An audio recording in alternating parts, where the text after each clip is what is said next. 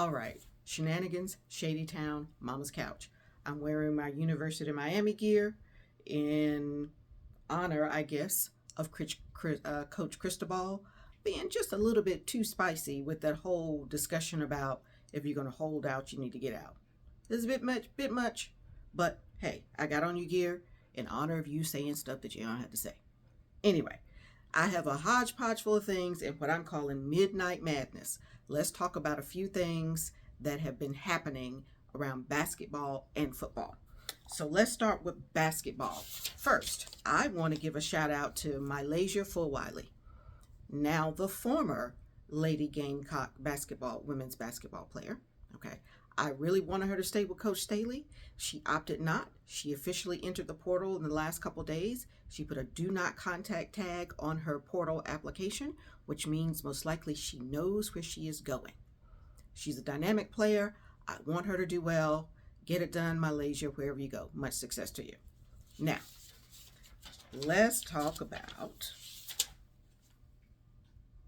what's happening with the portal stats in basketball. So, the basketball portal is far more wild west than football, okay?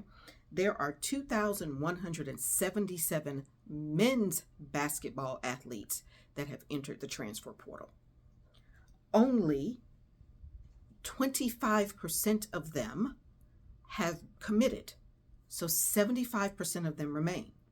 The portal closes in a few days, I think on the 22nd of April. Now, crazy things have happened. Clemson lost its entire starting five. Okay. Baylor lost its entire team, either to the portal, to graduation, or to the NBA. Okay. Clemson lost folks to the portal and to graduation. Okay. So, entire teams being wiped out. Coaches having to rebuild entire basketball teams. Okay. And so it's just bonkers the amount of activity in the men's basketball transfer portal. We'll see how that ends up. We understand from previous years that there's ultimately about a 70% hit rate, but all of those individuals do not end up with scholarships. So about half of the athletes that enter the basketball portal end up no worse off from a scholarship perspective than they did before they entered the portal. Okay, so now let's switch to football. Football has 3,728 guys in the transfer portal. About 50% of them remain uncommitted. Okay. Now this is the portal for both the remnants from the December portal, okay, and the new entrance into the portal for the spring. About 50% remain. And of course, we know that Nico Iamaleava is one of those players. He remains uncommitted. All the chatters about he's going to UCLA, apparently there's real appetite at UCLA, but he does not have a deal. So you might have seen posts about how much money he's getting at UCLA and how much less that is than it was when he was at Tennessee.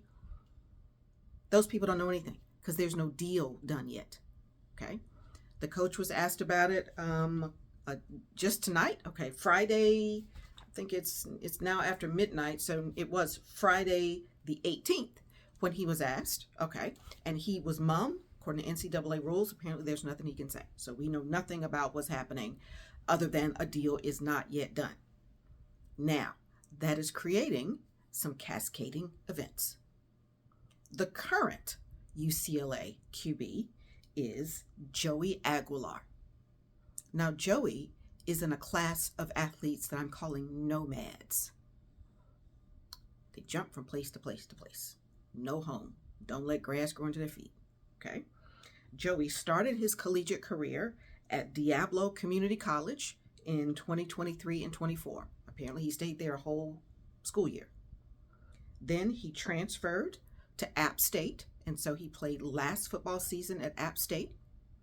He entered the portal, and now he's at UCLA and was there for the spring. We'll see if he's there for the fall. But apparently he's testing the waters. So if he doesn't like what happens in the Nico situation, maybe Joey is going to hit the road. Okay? Now, with respect to Nico, there are commentators that are actively seeking his destruction, and I think they should stop. Nico's a young man that needs to navigate the rest of this world, and however this situation played out, and it did not play out well, and he has taken a beating in the press, but we don't actively need to seek his downfall.